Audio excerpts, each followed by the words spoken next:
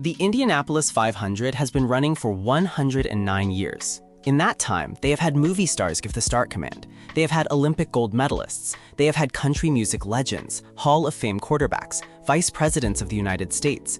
Florence Henderson did it in the 70s. Jim Nabors did it 40 times.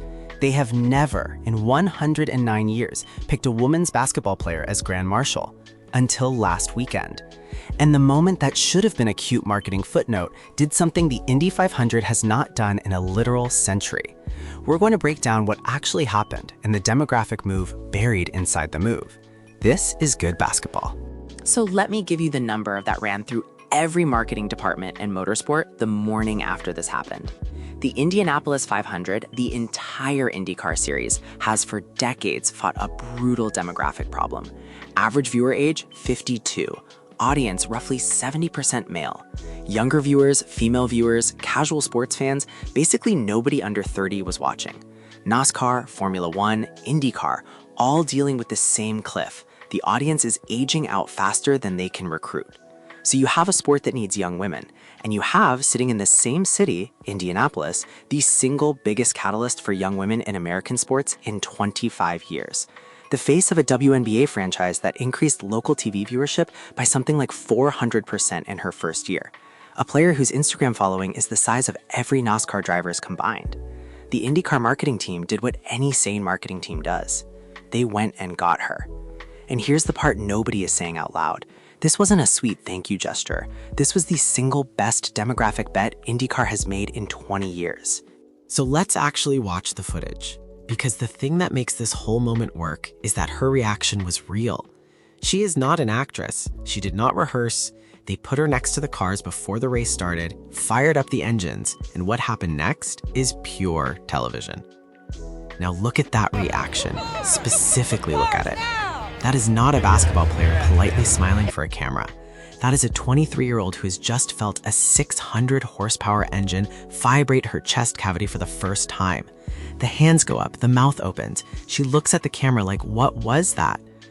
That is the unscripted authenticity that money cannot buy in marketing. A staged Grand Marshal moment doesn't go viral. That goes viral. And it went viral. That single clip got more views in 24 hours than the average IndyCar race trailer gets in a year.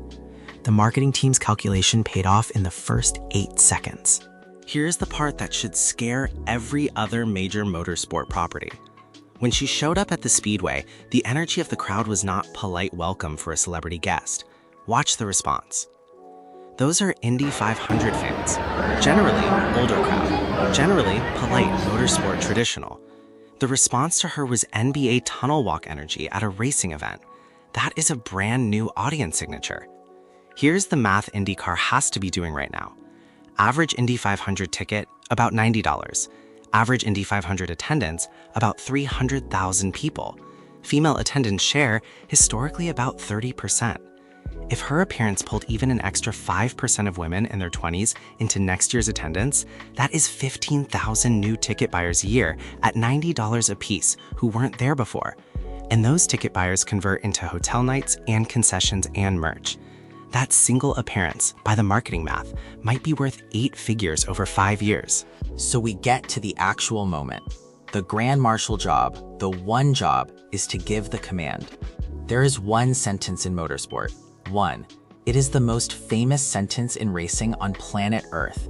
45 years of pre-game ceremony build to it.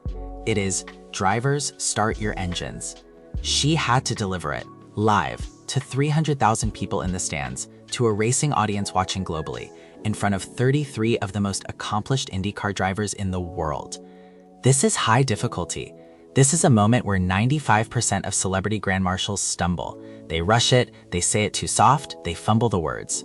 Watch it. Hit it. Hit it. Look at the delivery. She paused on the right beat. She projected. She did not show nerves. She did not lean on the microphone. That is a player who has been in Final Four environments. She has called sets in front of 18,000 screaming opponents. The Grand Marshal moment was for her not even close to the highest pressure mic she's been on. That's the basketball connection nobody is talking about. The thing that made her perfect for this wasn't just demographics. It was that she has lived under that exact volume of pressure since she was 19. So now, the real question. If Caitlin Clark Grand Marshalling the Indy 500 just delivered IndyCar the best demographic engagement they've had in a generation, what does that mean for every other legacy sports property? It means the gates have officially opened. Every NASCAR team, every Formula One paddock, every MLB front office, every NFL marketing department is sitting in a Monday meeting today asking the same question. Which WNBA player do we put in our front of house this season?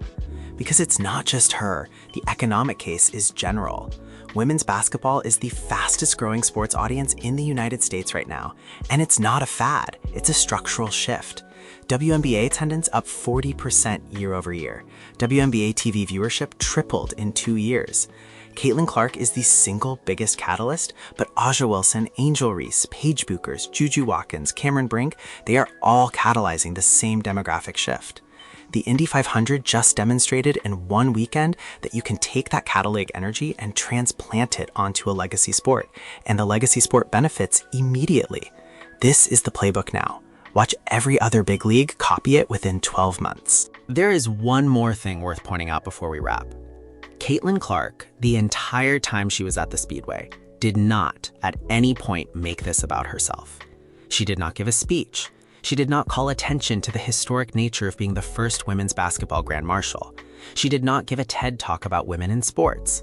She just showed up, hit her marks, delivered the line, and got out of the way. That, by the way, is also a very intentional choice. Because the smartest celebrity moves don't moralize the moment.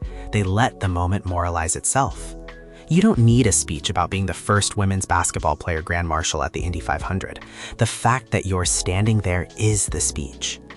That restraint is the same restraint that makes her commercial endorsements pop. State Farm, Nike, Gatorade. She has at this point the broadest endorsement portfolio of any rookie athlete in American sports history.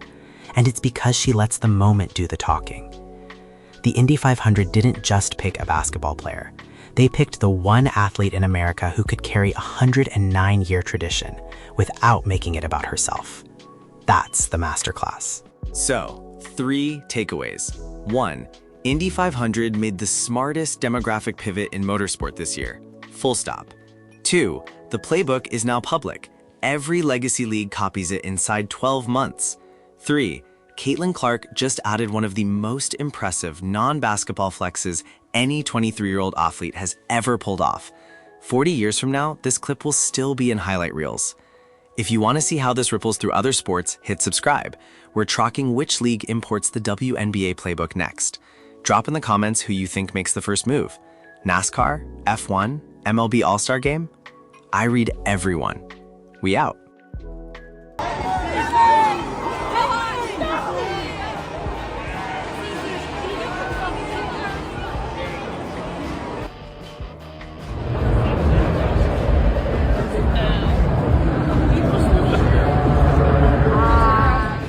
What are you going to say today? Drivers, pause. To your car! Your car! Cars now!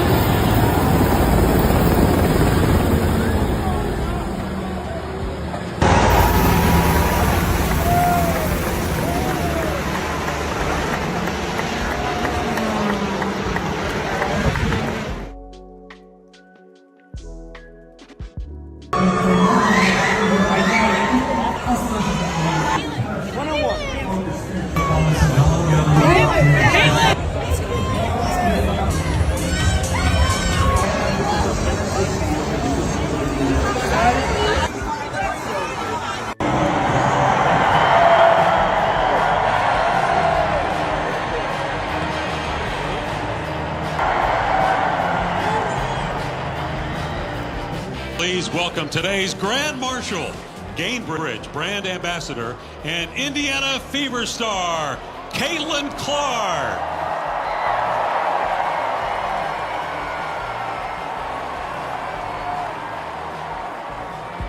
Drivers, to your cars! Drivers, to your cars!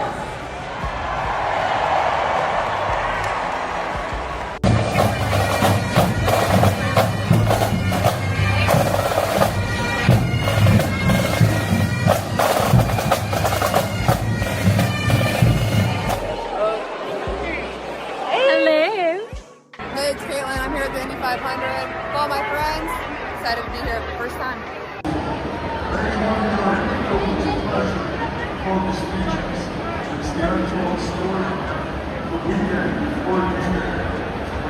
Fever fans, it's Lexi Little here. We are here at the Indy 500 on the red carpet. So excited for race day.